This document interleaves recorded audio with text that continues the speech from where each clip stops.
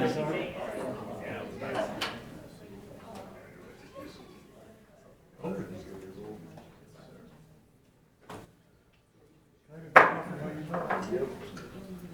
morning. We'll call to order this November 12th CFPUA Authority Board meeting. Next, we'll have a determination of the quorum. We need to excuse two members today, Ms. Jennifer Adams and Councilmember Luke Waddell. So moved. All in favor? Aye. Next, we have the adoption of the agenda. Two items to bring before you. We have an item number 8. Oh, sorry. I always do that. Item number 8 under administrative reports on the interbasin transfer. If you have a moment, take a moment to review that. We'll discuss that, but that wasn't in the packet, but is included today. Also, we need to make one amendment under finance to add the monthly financials to the agenda for today. You need a motion on that, Mr. Chair? Yes. So moved. Second. All in favor? Aye. Next, invite Mr. Rivenbark to the podium.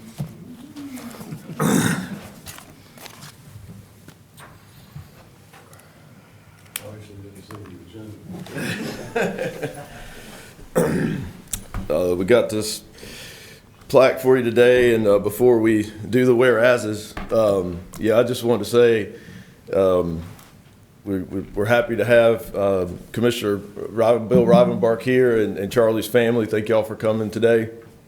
I want to say thank you, Charlie, on behalf of CFPUA and our entire community for everything you've done. Your service leadership and dedication to this community is second to none.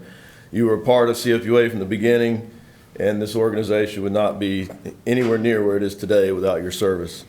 I'll never forget, I knew this would be appropriate at some point, but I'll never forget the first time I met Charlie. I got on the board, I kind of snuck in the meeting early, and then I got a tap on the shoulder. And Charlie said, "I'm Charlie Rivenbark, and you're in my seat." and from that moment on, I've been fortunate to learn from you, work with you, and grateful to call you a friend. So thank you personally for everything, man. Yeah, go ahead. I wasn't expecting this, but I've seen it a dozen times up here with people coming before me and leaving. There's been a lot of roller coaster rides in this authority. I remember when it was first created, I was real skeptical about it. I thought it was just another layer of government for people to have to go through. And so when I got reelected in 2009, I had told Bill Sappho, I said, if I should be lucky enough to get elected, I want you to put me on that board. And the board, I wasn't here from the very beginning. I came on I got elected in 2009 and came on the following year, 2010. And this was when we had the consent agenda hanging over our heads from the federal government about the spills that we had had.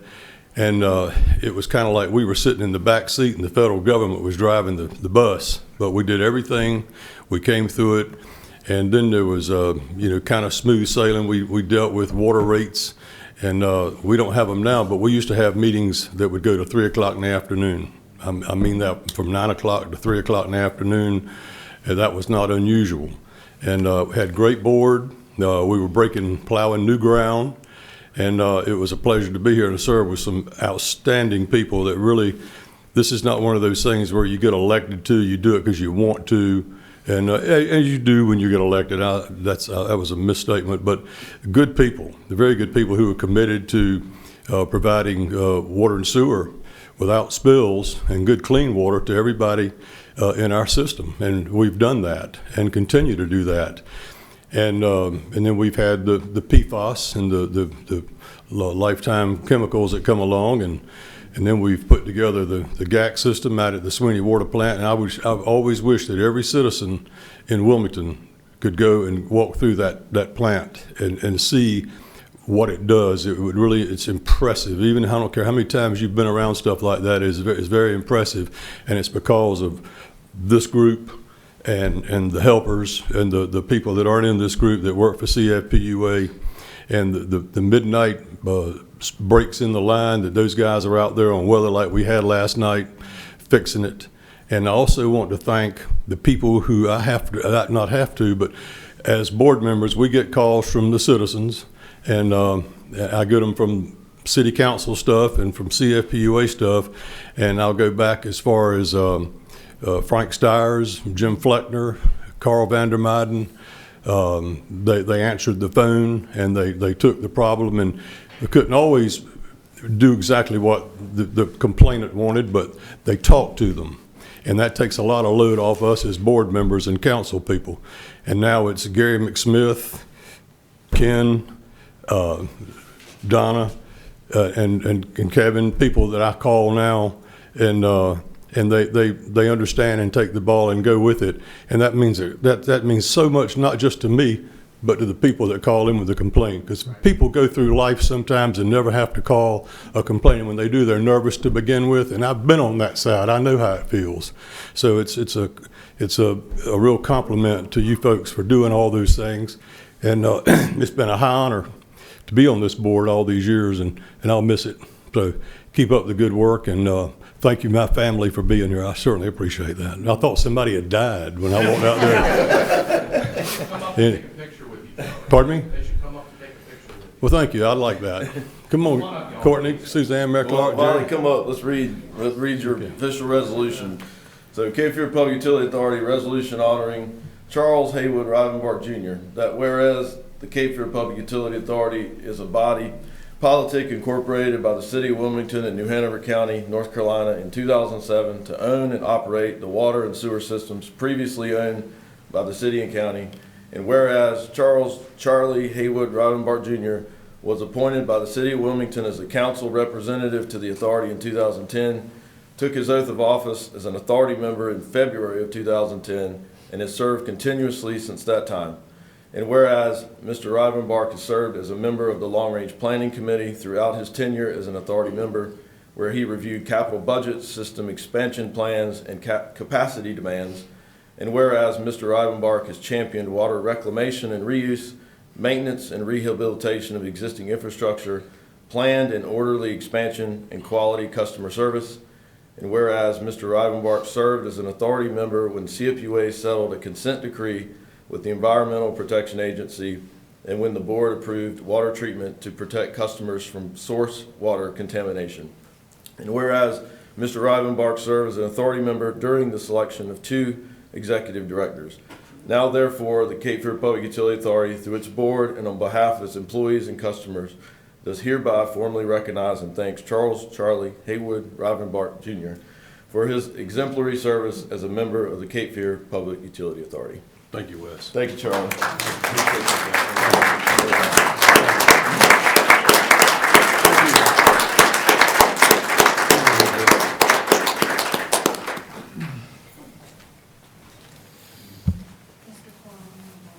My younger sister here.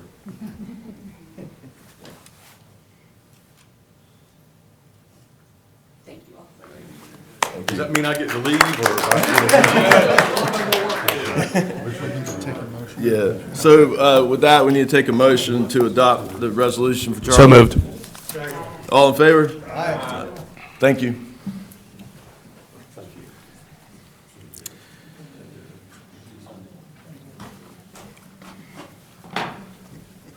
All right, next on the agenda is a presentation of the 2025 annual report. Kim?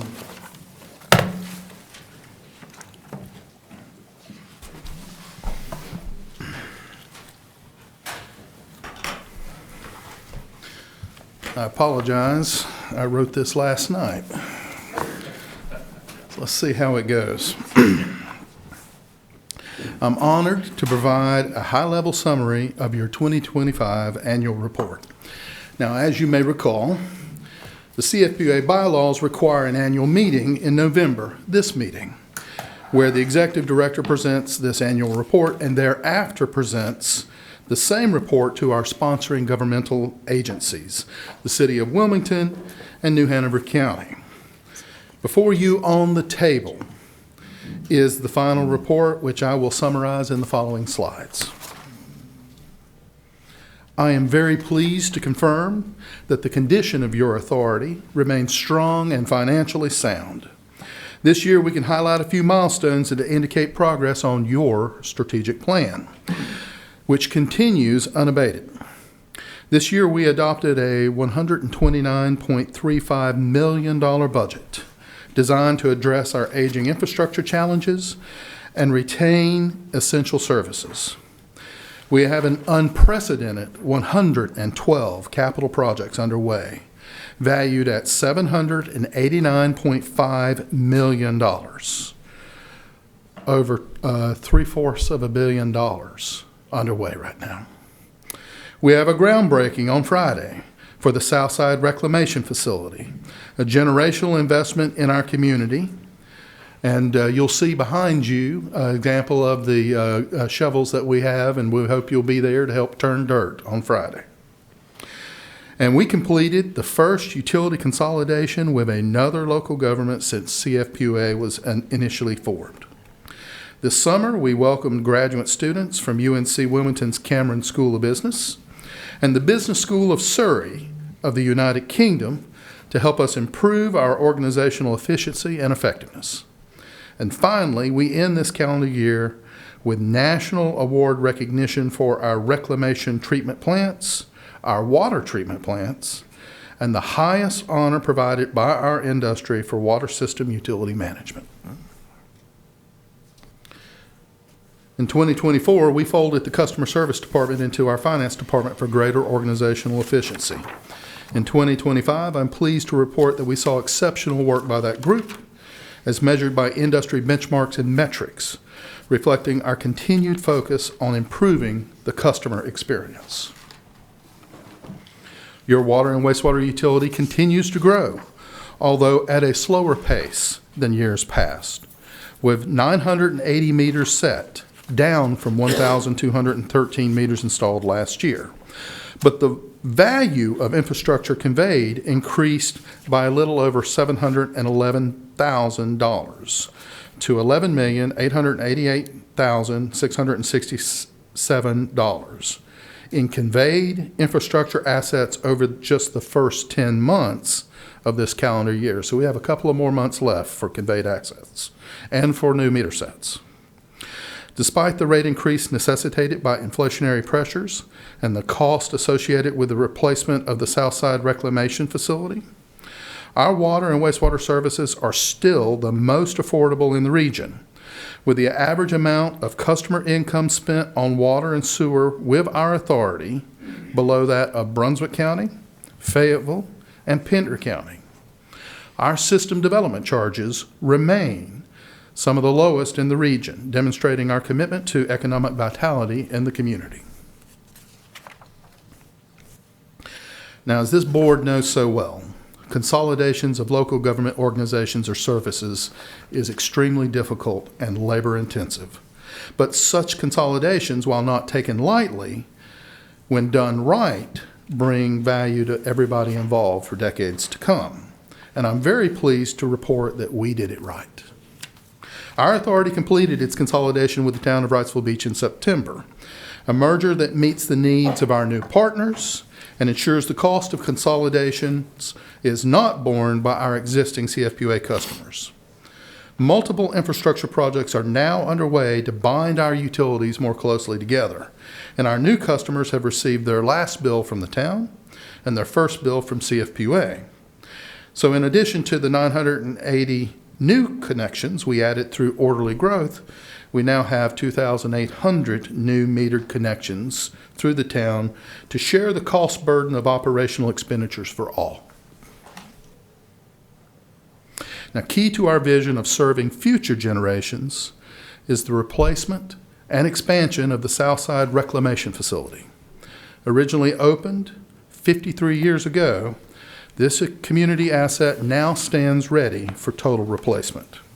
Our board has begun the work to provide for the next 50 years through the award of Guaranteed Maximum Price, GMP 1 and 2, of the Progressive Design Build contract.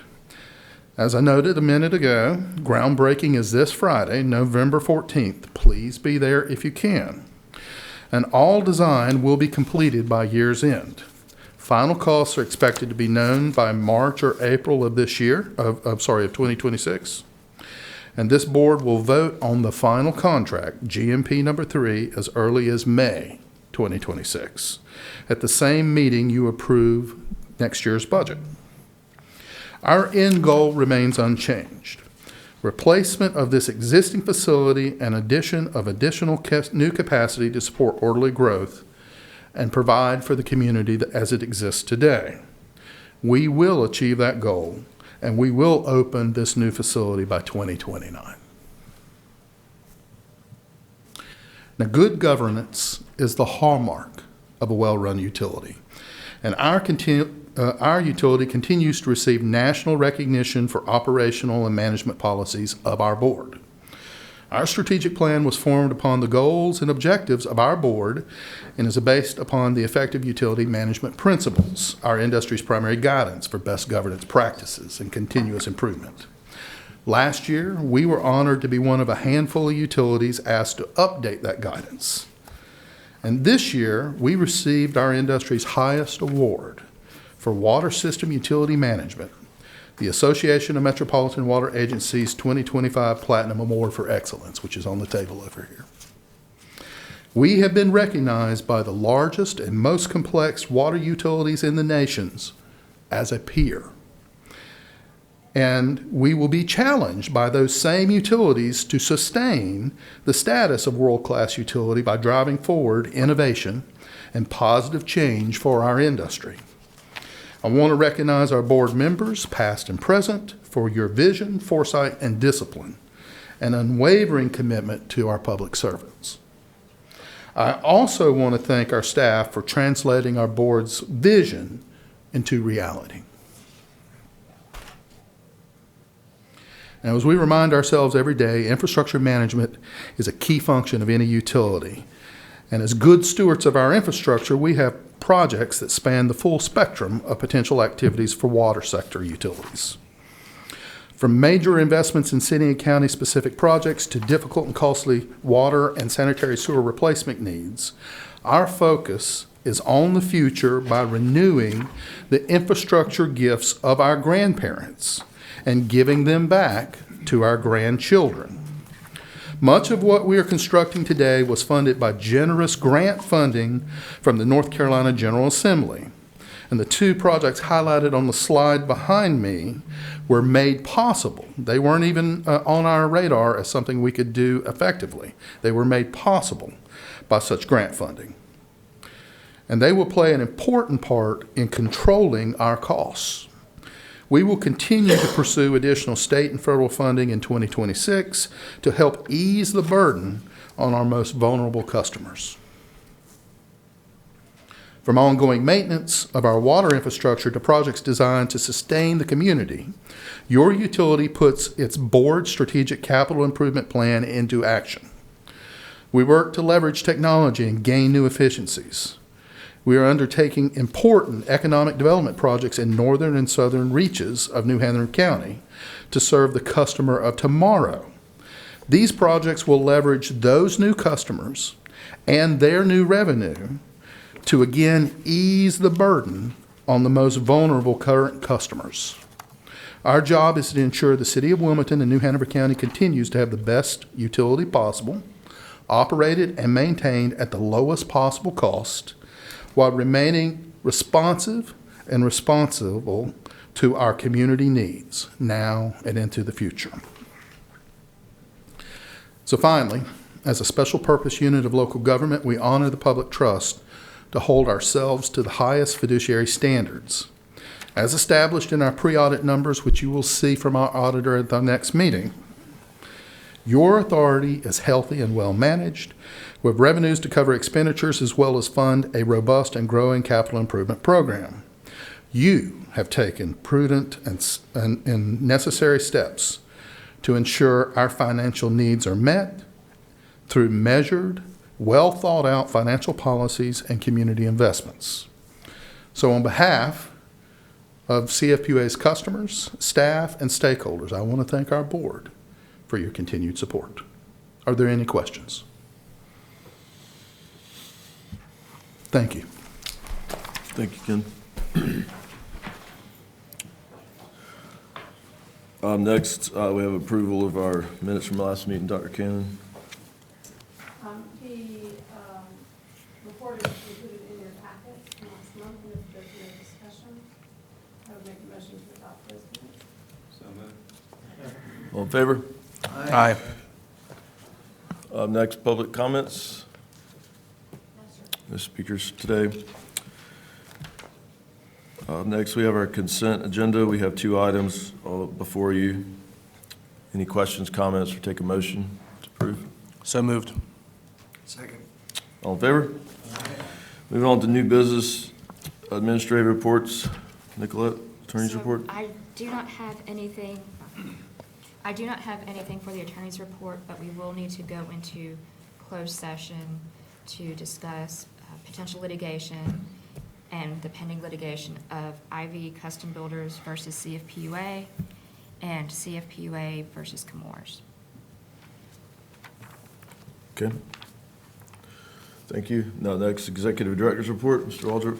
Yes, sir. Mr. Chair, Board, we have a rather large Executive Director's report. We have 6 reports that are standard, including one that comes to you quarterly, and 2 action items. I invite comment or questions on the first 6 items, the first 6 reports.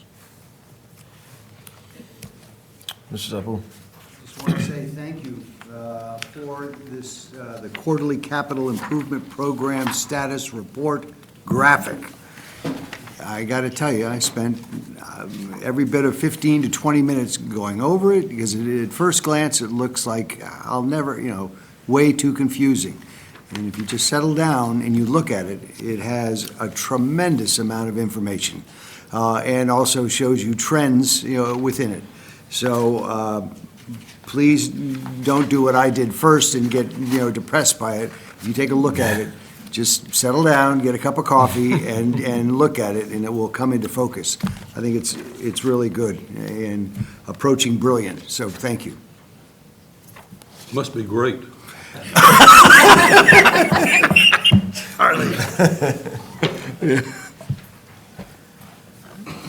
So if there are no other questions or comments, we have our first action item, which is an ordinance approving funds for the 821 Fire Station Water Connection ILA.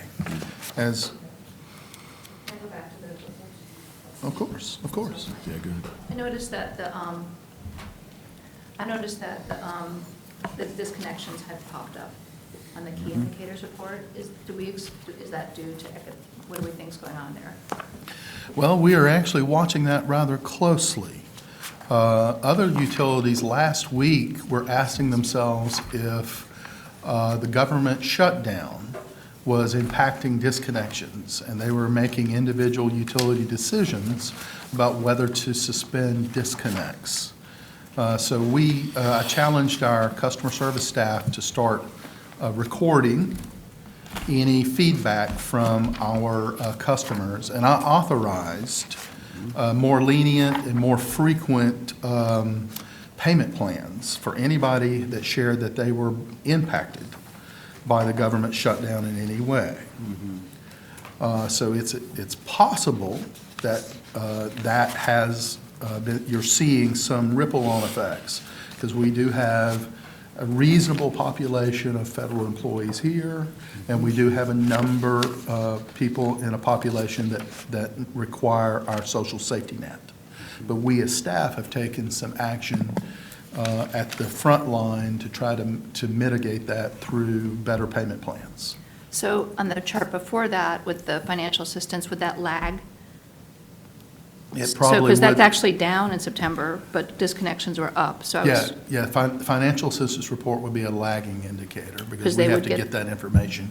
I believe we have to gather that information from various sources, and most prominently the county, who manages most of it on our behalf. John, I'm asking for either confirmation or clarification on that statement. Right, those are on that previous graph. So those are all of customer assistance grant sources that are applied to customer bills in that month. That has ramped down over time. There was a lot of COVID-19 related programs, ERAP. There was some money that came to the city and the county that we kind of joint funded this short-term program. But that has really slowed down. So what you see now is the $50,000 that the county sets aside that DSS administers. Also included in that are some payments from Salvation Army, churches, some local charities that are making bill payments on behalf of our customers. That is such an immaterial amount now, and that is certainly something that I'd like to start to revisit. And we've talked about our challenges that we have as a unit of local government in North Carolina with using ratepayer funding for assistance programs. Not really allowed to do that. And so kind of moving from that. The other element that may be going on as well with that disconnection rate going up is about 6-8 months ago, I think, we stopped doing actual personal phone calls. So we have a disconnection list that we have on Mondays for the disconnections that are going to happen on Tuesday and Wednesday. What we were doing, and the reason why we stopped doing this is because we got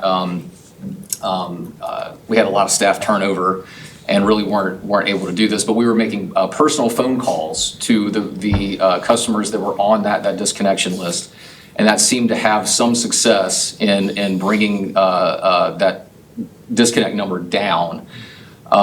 We have taken a pause on that, and that was actually part of my directive to actually see how that would may affect these numbers. Now, at the same time, this is kind of like a multivariable problem, right? We have the shutdown going on. We have just the general macroeconomic conditions. We have a rising rate environment that are all coming into play here. But that certainly is something that may contribute to that increased rate in the number of disconnections. I mean, the other disconnect, no pun intended, to me was the days billing charges outstanding being down at the same time. You would expect those to be up. Slightly up. That's So a like, lagging indicator too, though. why? Because you It's don't, going down the whole time. days billing charges. So this means how late they are paying bills.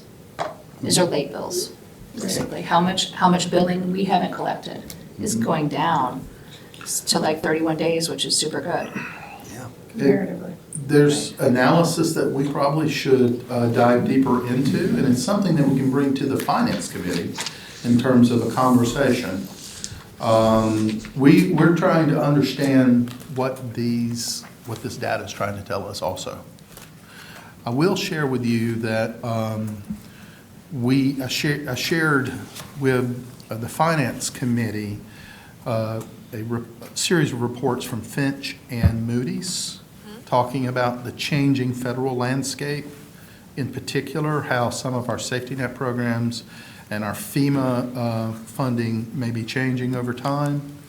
And in response to this, last week I opened conversations with utility directors across the state about what we could do to lobby for some kind of state-specific safety net. It seems very unlikely that we'll see a federal safety net.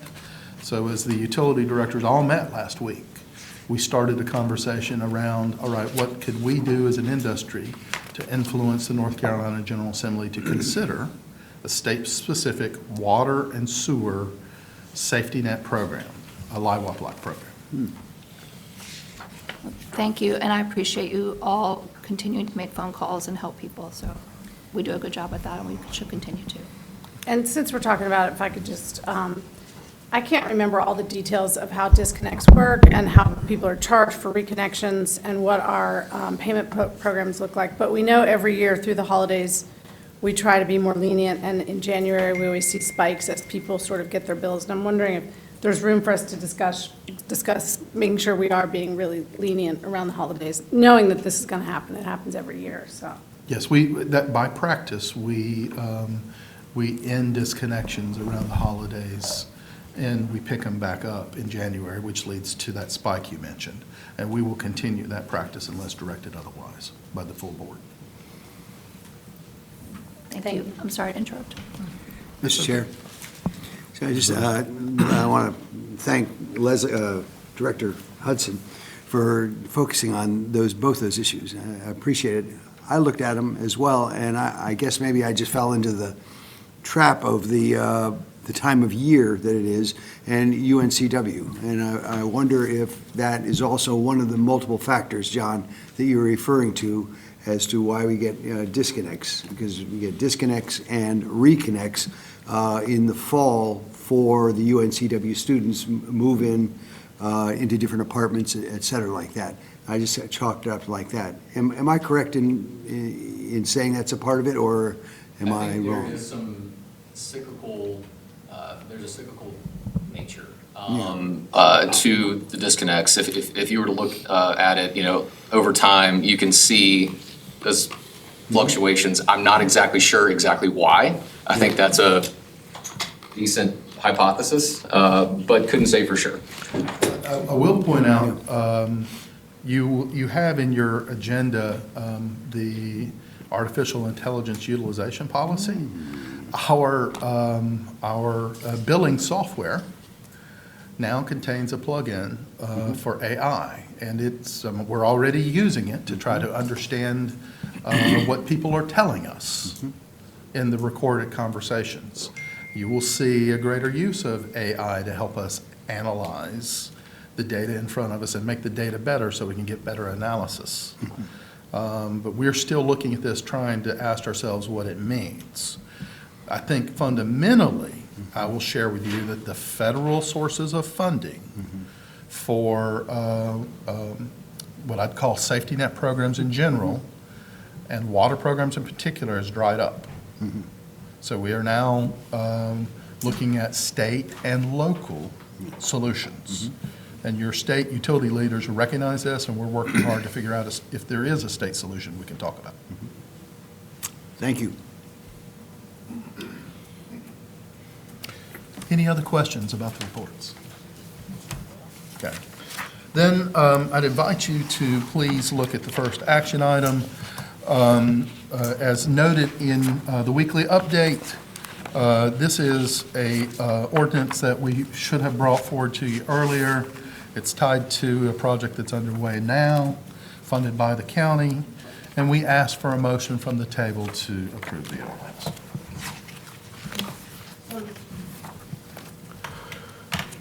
Second. All in favor? Aye. Okay, thank you. And then the final item is, it was a note on your agenda, but it is also technically a walk-in. So we asked you to look at the resolution that we placed before you. We have been following a request from the town of Fuquay-Varina to permanently transfer water out of the Cape Fear River and discharge it into the Neuse River. We've been following that request for 5 years. For several years now, our agents and ourselves have been asking for draft documents so we could prepare to respond to that request. And if you follow in the resolution, you will note that our request went unanswered from the town of Fuquay-Varina and the town of Sanford, which is the water user and the water supplier. We had a 15-month personal request from this authority. I sent it to the Department of Environmental Quality more than 15 months ago, asking that they route all draft documents our way. We received an answer to that 1 week before they published the documents for public comment. And there's in General Statute Administrative Code, there's something of a hard process. They started a regulatory clock. There's nearly 2,000 documents and a very complex model of water transfers to review. We're working very closely with Fayetteville PWC, Pender County Utilities, and Brunswick County, and the Lower Cape Fear Water and Sewer Authority to try to analyze all of those documents. But what we have before you is a resolution that, one, states our long-standing position as a board, and we need to reaffirm it because we have new board members here. Our long-standing position has been permanent transfers of water from the Cape Fear River to other river basins is unacceptable. But we would consider and consider supporting transfers with one-to-one returns. So what's happening is upstream water users and upstream communities are growing quickly, and they want our water. Under General Statute and Administrative Code, this is our water. This is by general statute. We're what's called the donor basin. That means that we have the greater right to that water. They produced a document that suggests that they should have some of your water. And what that means is there will be less there for our community in times of drought. There will be less in the river to help assimilate the pollution that those same communities are sending our way. And there'd be less there to support the orderly growth of our communities. So the resolution reaffirms your position that we oppose any transfer that doesn't return the water when we need it. That's step one. And then the resolution goes further and says, we object to the structure of this process, having only 90 days to review a document that took 5 years to put together after asking for it 15 months ago. So we're asking for at least 60 days of additional time to review it. And then finally, there are 3 public hearings for this, and this is why we're walking it in now, because the first public hearing is December 4th in Fayetteville, which is also the closest public hearing, almost 100 miles away. We believe that you and your customers and our parent agencies deserve a chance to speak on this and not have to drive 100 miles to do it one way. So we're asking for a 4th public hearing in either December or January to allow our communities in Brunswick County, Pender County, and New Hanover County to express their concerns about this request. So it's a 3-part resolution. We don't have to read it at the table because it's in front of you. We asked you to review it, and then if you think it's sufficient, we ask for a motion at the table to adopt. Move the resolution. And comment. I'd like to think this was an oversight by the DEQ, but I don't. And we all remember when the PFAS came down the river. Vaughn will recall that day. It took us forever to get DEQ to come to the table and even discuss this stuff with us, months and months and months. So this doesn't surprise me. But this is as important as anything this authority has addressed to date. And we don't mind loaning the water, but we want it back. And anything other than that is just not acceptable. Yes, sir. Thank you. I have one, sorry. I'm sorry, Leslie, go ahead. Yeah. This is just, I'm reading it really quickly, but does it state anywhere in the whereases that there's no public hearings in our area, or they're 100 miles away? On the second It page. does. Step 3, and we're not included. I know, but that's not in the whereases, that's what, I didn't see it quickly. If it's not, could we add it subsequently? It is, if you note on page 3, Yeah. 3, whereas is from the now therefore it be resolved, it states the date of each location, the date and location of each of the public hearings. Okay. Thank you, I'm sorry, I'm oversight.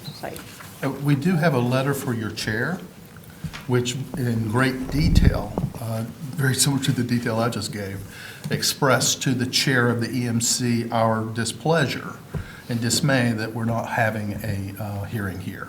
So a supporting letter will go from your chair. It also says, further to where Nicolette mentioned that the closest hearing location is 100 miles away, and that there are not notice an opportunity to be heard relative to the Cape Fear Basin water utilities. Yeah, I apologize, I was reading quickly at the table. It's a lot to read. Yeah. And our apologies for walking it in.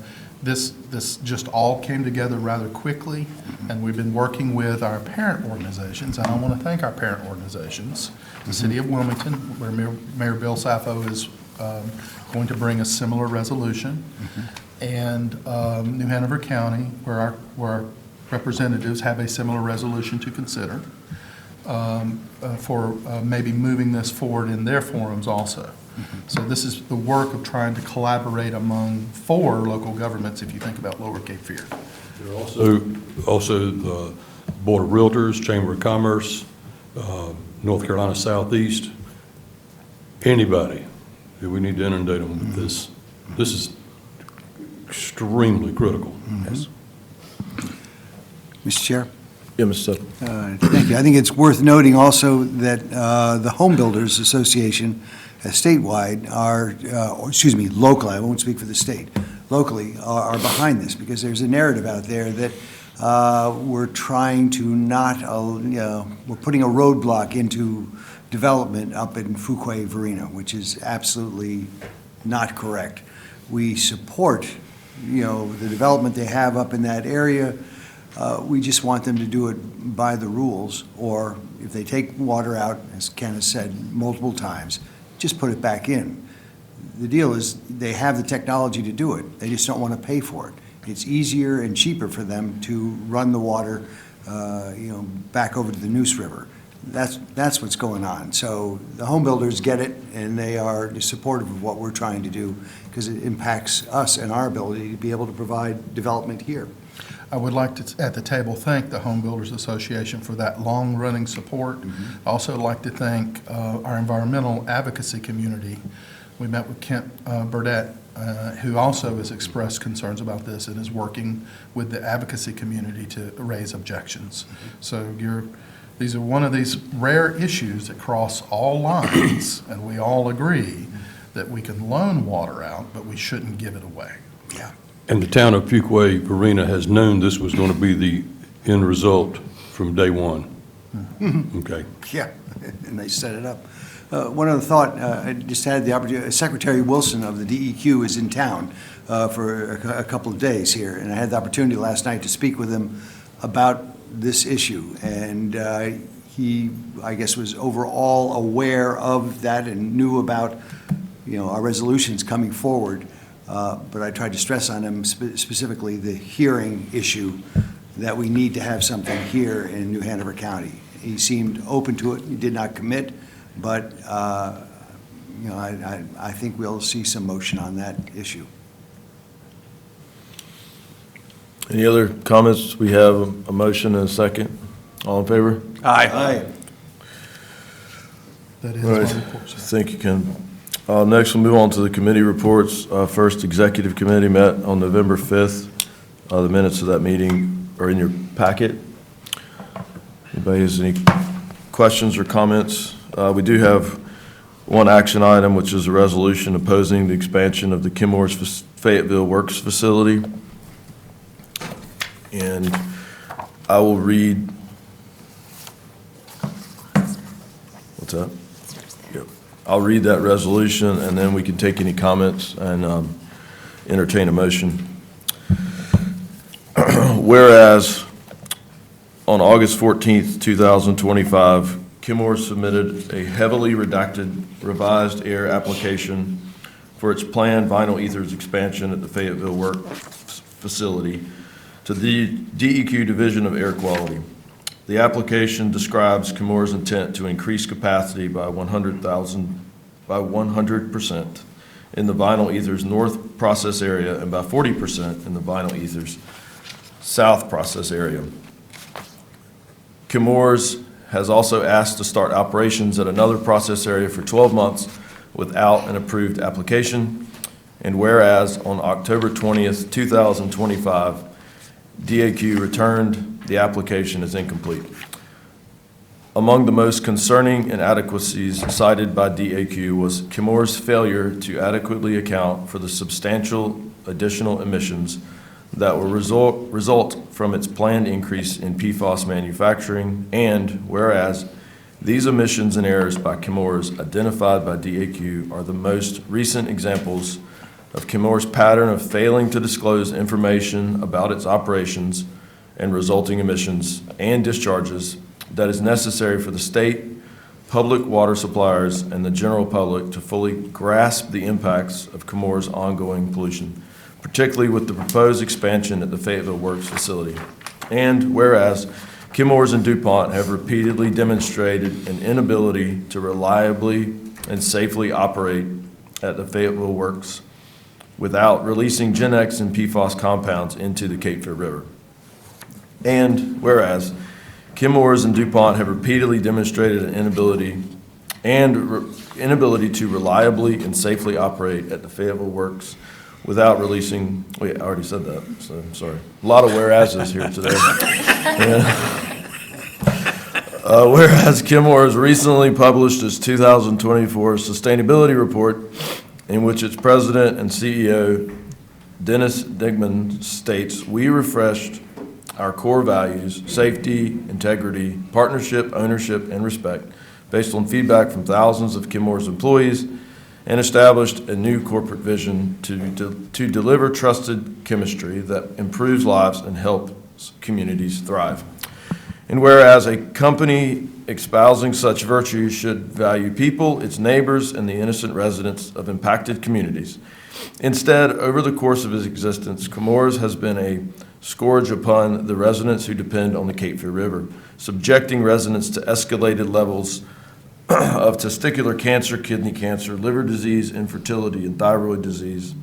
And whereas the prolonged contamination of the region's drinking water supply by Chemours has imposed not only a substantial financial burdens and adverse medical effects, but also a sustained psychological toll on area residents who have endured years of uncertainty, loss of trust, and distress regarding the safety of their families and community health.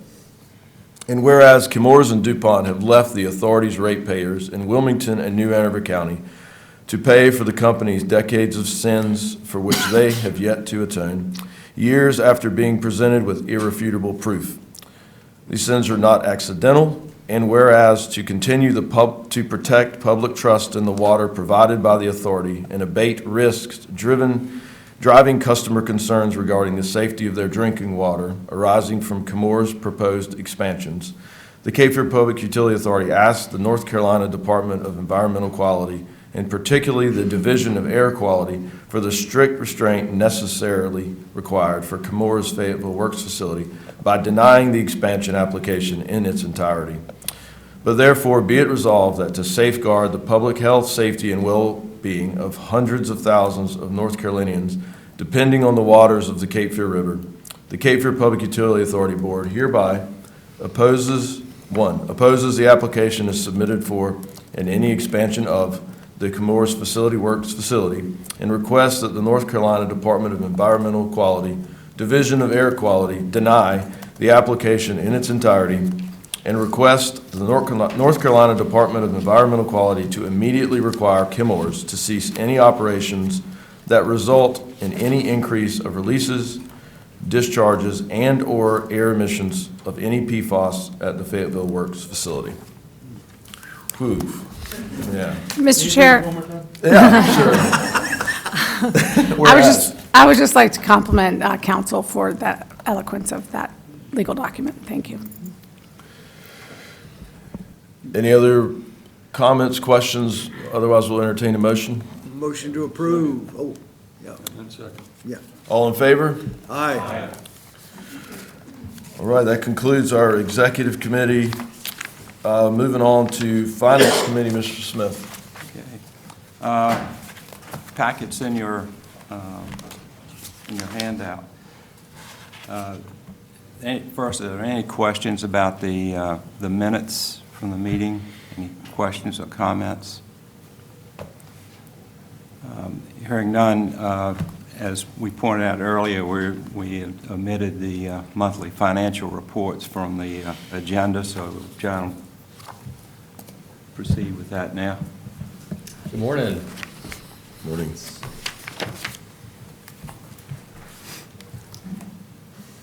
this one right here. Okay, so this is a look at our historical fund balances, our financial position. You can see that we, at least according to our $50 million unassigned fund balance benchmark, ended the year about $52 million or so in that unassigned, so a slight surplus compared to that $50 million mark. What we've been kind of forecasting or alluding to is bringing a presentation that coincides with the audit presentation, which normally the audit presentation would have happened last month, but due to some federal guidance that is yet to be released, that has held up at least some of those audit opinions on our federal programs. They will be coming next month, and we're going to give that presentation that talks about increasing that $50 million benchmark to something higher than that, likely $65 million. And I have a little bit of a quantitative way to get there. So look forward to that. But where we are as of the end of September is about $38.3 million. You know, this happens each and every year. At the very beginning of the year, we transfer all of our PAYGO funding and our capital reserve funding for Southside on July 1. And so during the year, we're kind of making our way back towards that benchmark. In terms of our revenues, we've kind of retooled this a little bit, and we're going to continue to you know, tweak it. Now that we have the special rate for irrigation on the volume, so before the irrigation and the domestic volume rate was the same, now they're different, so that kind of made this visualization a little bit kind of complicated. This thing's out. But this number right here is the combination of both the domestic volume and the irrigation volume rate revenues, and that's how it compares to budget. So overall, in terms of our retail rates to date, or through October 31st, about $581,000 below. So that's really actually pretty close, I think, and you can see how that breaks down in terms of these different drivers, in terms of the average ERUs per month on both the water and the sewer side, the average monthly usage per ERU. This is in 1,000 gallons, so talking about missing 17 gallons per month per ERU on the water side, 77 gallons per month on the sewer side. So those are pretty close numbers. In terms of SDCs, as you know, we've slowly been kind of ramping those down over time in response to what we've actually seen in terms of new development. Well, we're still continuing to see the actual SDCs be below where we forecasted, despite our forecasts being amended down.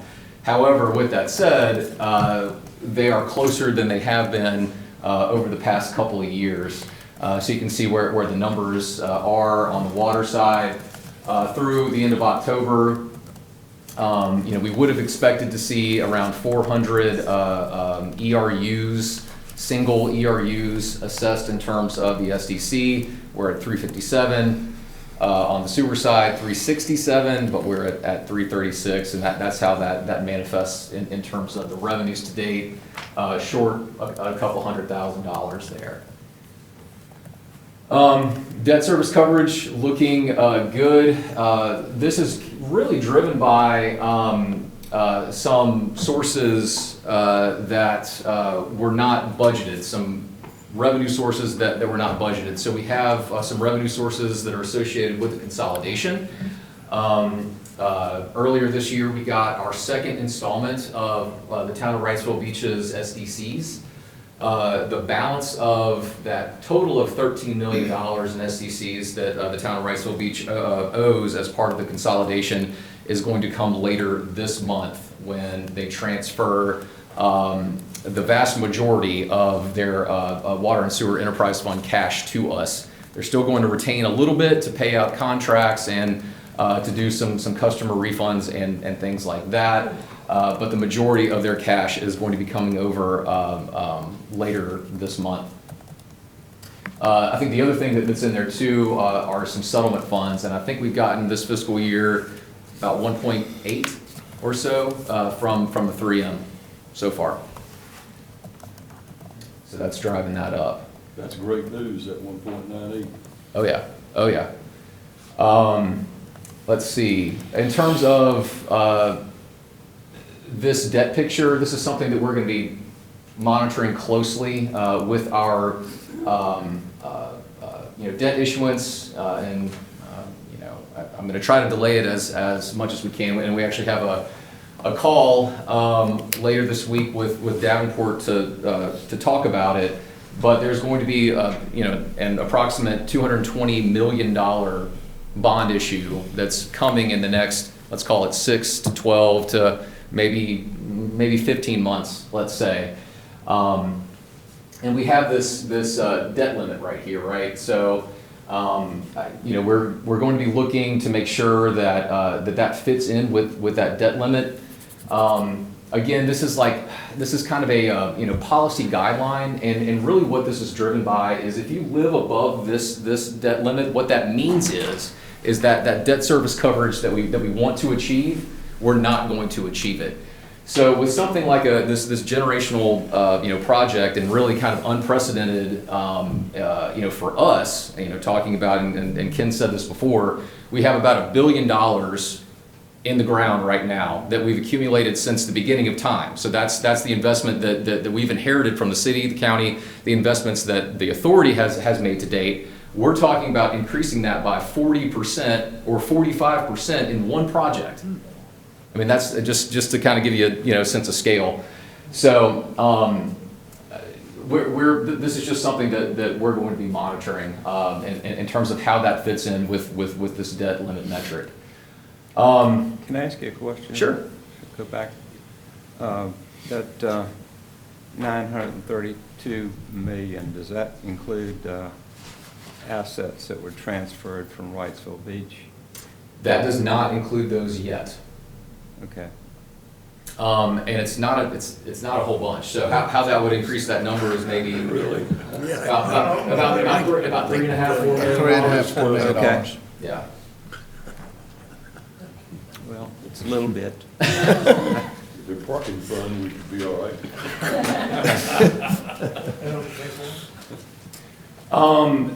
Let's see. Is this the best? What I do want to mention, right? And we're used to kind of seeing more colors on this little pie chart, donut chart, whatever it's called.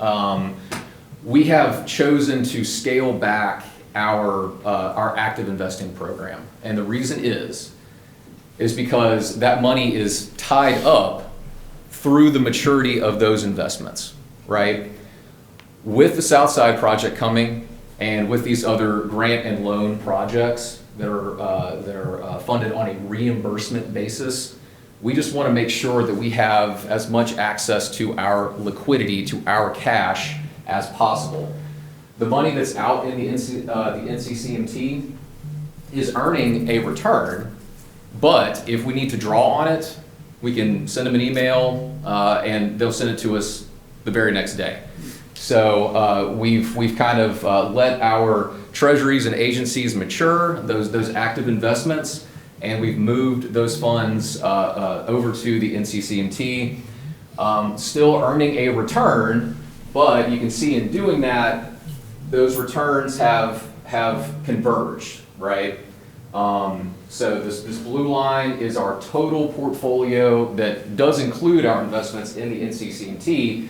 And the NCCMT, that's just the NCCMT portion. And so, yeah, for a while, our actual total rate of return on our investment portfolio was higher. but it's converged, and it's going to continue. Actually, this chart might not even be necessary, because those lines should be exactly equal, over the next few months. And I think, do we have one more, or like a couple more investments that still need to mature, but? I think the last one's In October, okay. So going forward, these lines should be exactly the same. And I think that's all I've got. Are there any questions? Got one about the chart on the PFAS-related expenses. Is the filters, is that include, that's where we have the cost of the regeneration of the activated carbon? That's correct. Now, that won't include the contract that Kevin's Sure. about to present. This is only actual costs to Right. date. Okay, Mhm. thank you. John? Yes, sir. Earlier on in your presentation there, you noted that we're down on our water usage as well as down on our SDCs. Now, I know that's just one portion, but this has been a continuous thing. And the point you made in your thing, it's not as down as it has been in the past. Are you concerned about that? Because this, this trend has been going on for many months, I think, well over a year at this point. What's your thoughts on that? Well, I mean, yeah, we can, go ahead. Can we tag team that? Sure. You go first, and then I'll give you my thoughts. Go ahead. You go ahead. Okay.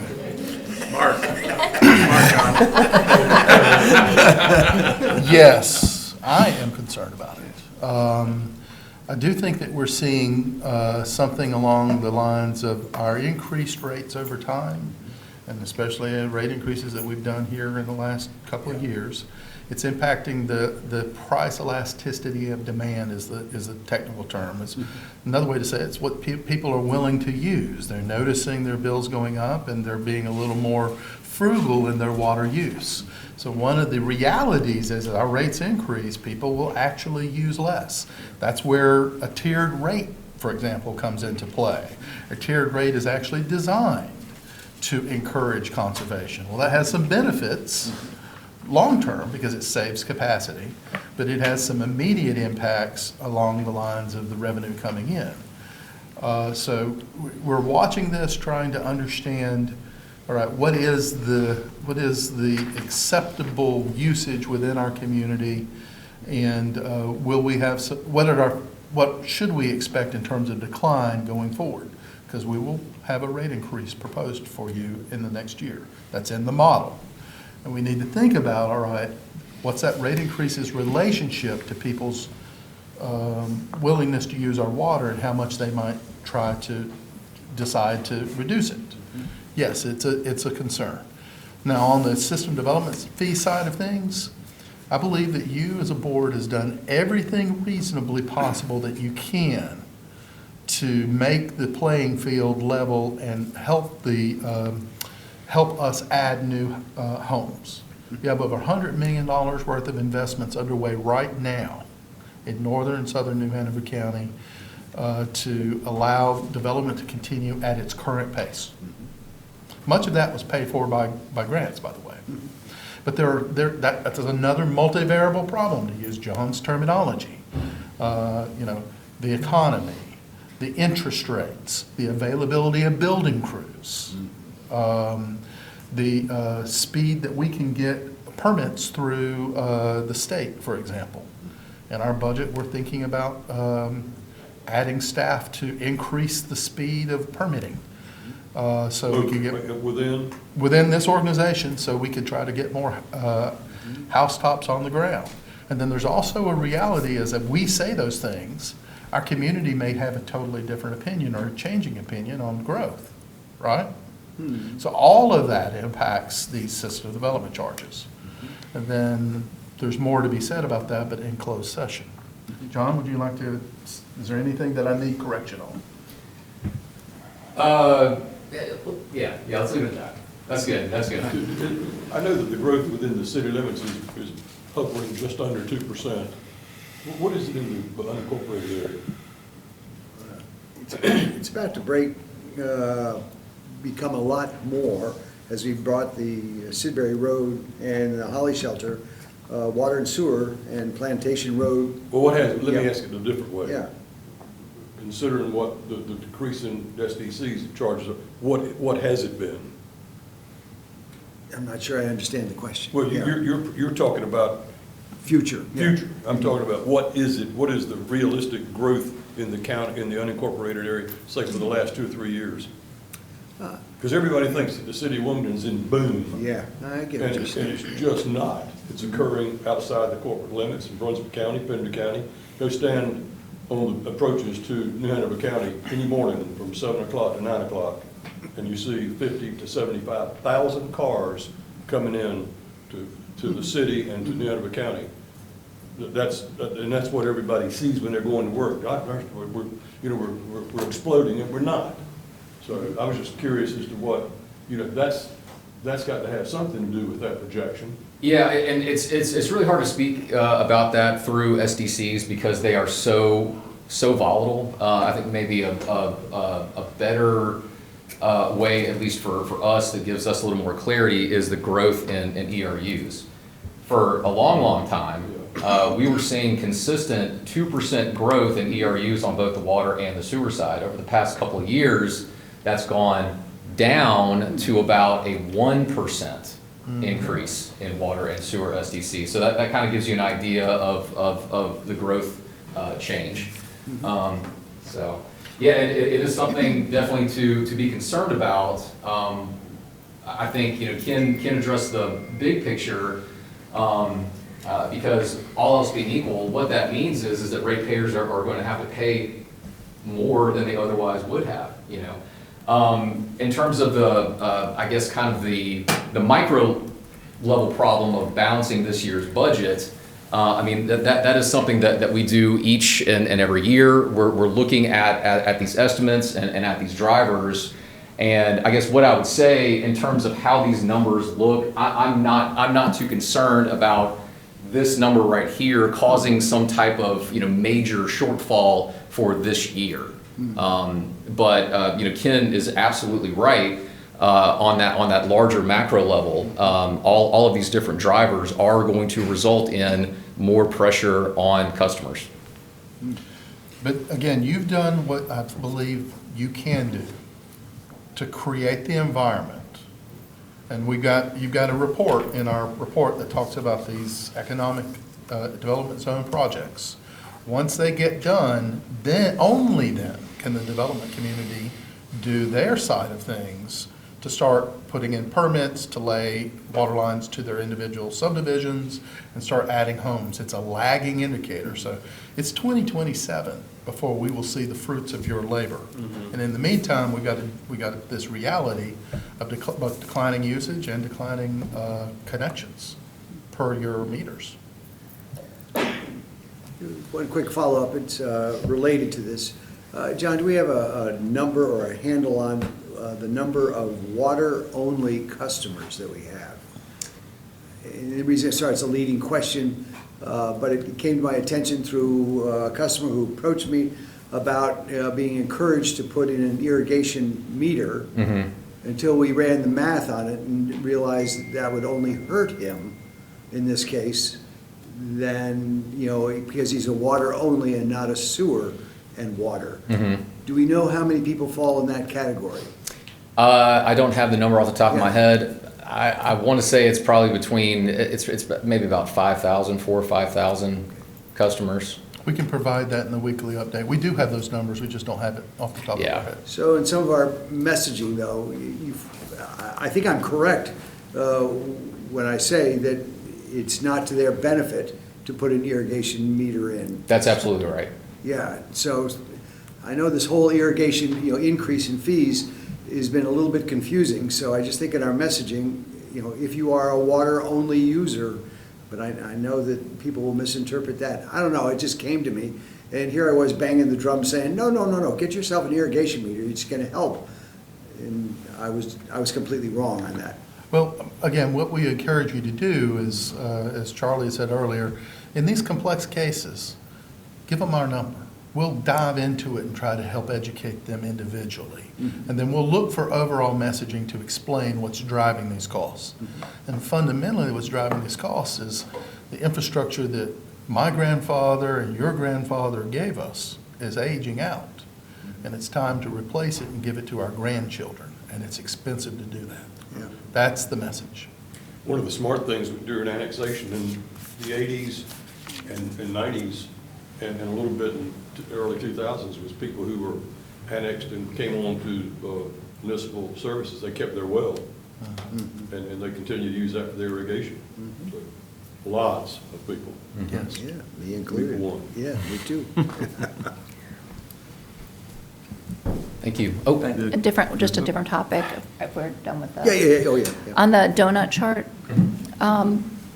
when do you anticipate restarting your investment program? Like, once the GMP comes in, won't you know the spending on Southside and be able to think about going into some T-bills to increase yield? we will know the spend. We will not know the timing of the reimbursement back from DEQ.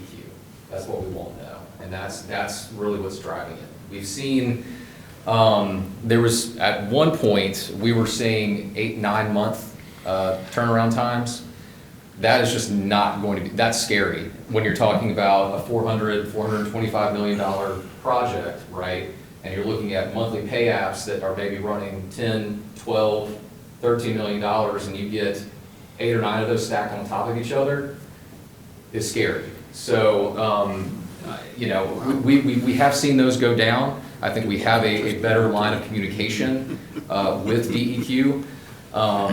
But yeah, that's what's kind of driven us to pull back. I think once we know more, we can start looking at re-engaging in that program. So, yeah, does that make sense? Yeah, it does. And you have our commitment that we're going to have a conversation about this at every finance committee meeting. There are some things that we've talked about in terms of having a relationship with the treasurer that we didn't have a couple of years ago that involves spend and spend timing. It's an incredibly complex problem. And the folks on the finance committee is going to have some heavy-duty lifting to do over the next 6 to 12 months to try to get it right. So maybe we are to double your pay. Some It's gonna make it retroactive. Yeah. That's right. Like the last 5 years. Yeah. Thank you. Thanks, John. We've got one action item here, and this is for approval of contract for the upcoming year for the regeneration of our granular activated carbon, which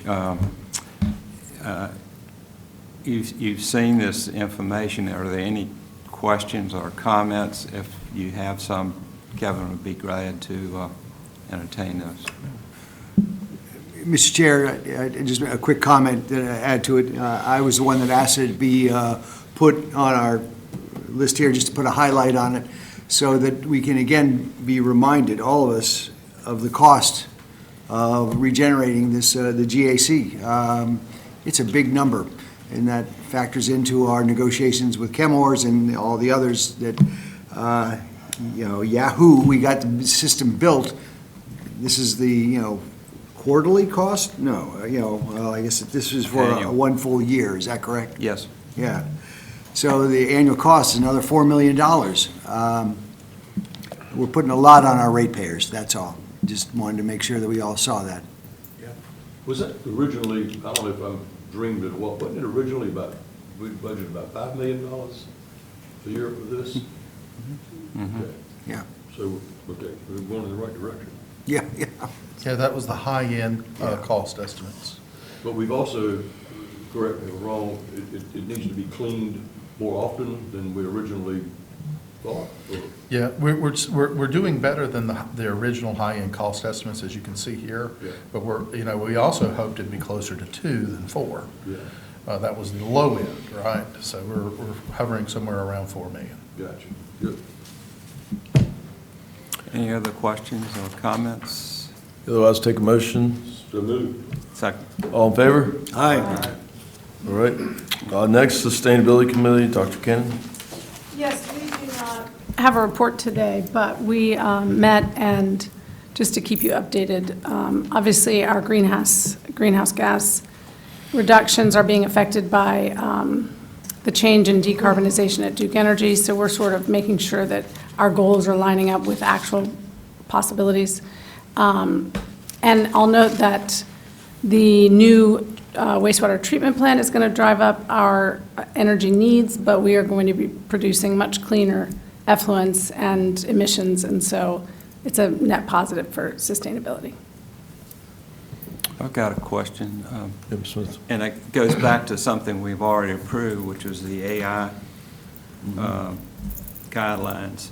And I noted one question in the minutes, I think from Mr. Zappel, that we've got the guidelines, and if people abuse those, we've got some ways to remedy that, or to discipline them. But how do we know if they've abused it? How are we going to? We're going to have an internal audit and some checks and balances, and that's what we committed to the committee to do, was to come back within a time certain and provide some feedback on what our internal formal and informal auditing is telling us. Unfortunately, we probably find these, any violations the hard way. So the heavy lifting and the work is on us to try to educate people on the front end. And we're very cognizant of that. You have a very detailed do's and don'ts section in this policy, as you can see. And we're just going to have to lean pretty heavily on our training team and on our managers to make sure that their staff understand the sideboards of this policy and audit it. Thank you. All right. Thank you, Mr. Smith. Before we go into closed session, I just wanted to quickly just kind of make an overall comment. I mean, I think it needs to be noted with all the things we talked about today, with these really critical issues, interbasin transfers, polluters, focusing on that, making sure that we meet those priorities along with this aging infrastructure, continuing to address that, supporting future growth, as we mentioned. We're just really fortunate to have such a great team working on this stuff. I mean, it's one thing to get it done, it's another to get it done and then go on a national stage and receive the kind of recognition that we did the other day. And it was an honor to accept that AWA Platinum Award alongside Elizabeth Kelsey, Miss Adams, and Mr. Waldrop. So I just think there's a lot of work going in. There is a lot of moving parts. I'm always amazed when I get the updates on how many things we're doing across the board. And I think, we're doing it right. So I just want to say thank you on the record to staff and for everything they continue to do. So. Mr. Chair, sorry to circle back on the interbasin transfer resolution. I was just sort of doing some back of the envelope math. I don't see that we specifically talk about, if we have our water further concentrated, that actually affects our ability to deal with PFAS and 1,4-dioxane.